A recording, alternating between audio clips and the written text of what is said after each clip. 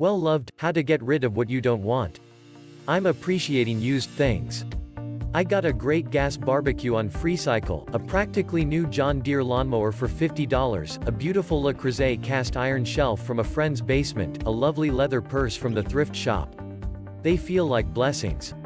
I get all the joy of something new plus an extra kick of getting it for nothing or practically so. I'm typing this on a computer I bought used that's sitting on a desk I got at a yard sale. Come to think of it, I also inherited this chair from some previous office and I'm drinking from a water bottle I've refilled a bunch of times. Brand new, pristine, still in the wrapper has its appeal too, of course. But throwing away perfectly good stuff bugs me. I wish it were easier to get something to a good home during that whirlwind of purging that comes upon us. I use all my energy cleaning out the junk room and have nothing left for separating the things for Goodwill from the load for the dump. At that point I want the detritus gone. Now. I see that desire to be rid of the unwanted in my clients, and in myself. We want to be different, better, changed. And we want it now. A new job, a new body, a new relationship, a new way of living. I want what I don't have, and what I have I don't want. There is no shortage of experts to tell us how to change. As a coach I probably fall into that category. But I don't have a whiz-bang new approach, the 7 steps to a whole new you. I believe you're pretty darned fabulous exactly as you are, and that all meaningful transformation starts with acceptance. Accept yourself. Recycled advice? Yes. When you're dissatisfied and stuck it can sound pretty useless. Get me out of here. You'd rather be any place else. But here and now is all there is.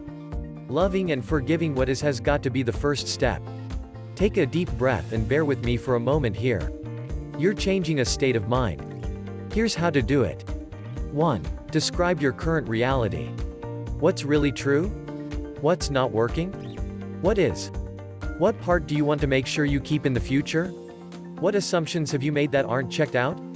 Whose definition of valuable are you using? What are the immediate challenges and which are more long-term? 2. How is this working on your behalf? Suspend disbelief for a moment and pretend that the aspect you want to change is actually serving you in some twisted way.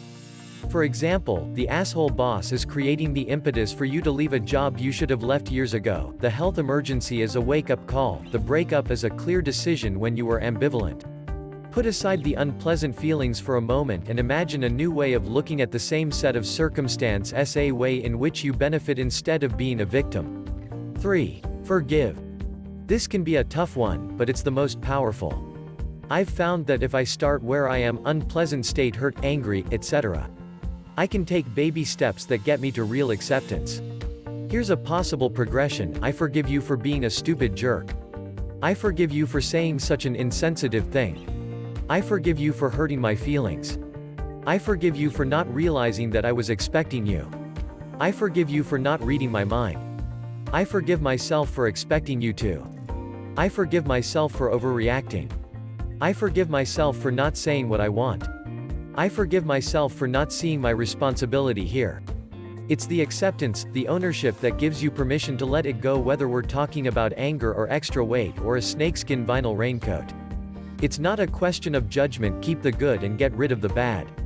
We're a spectrum combination of choices that sometimes looks like a masterpiece and sometimes like mud.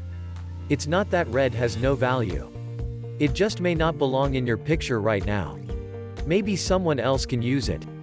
That's why we have consignment stores and eBay.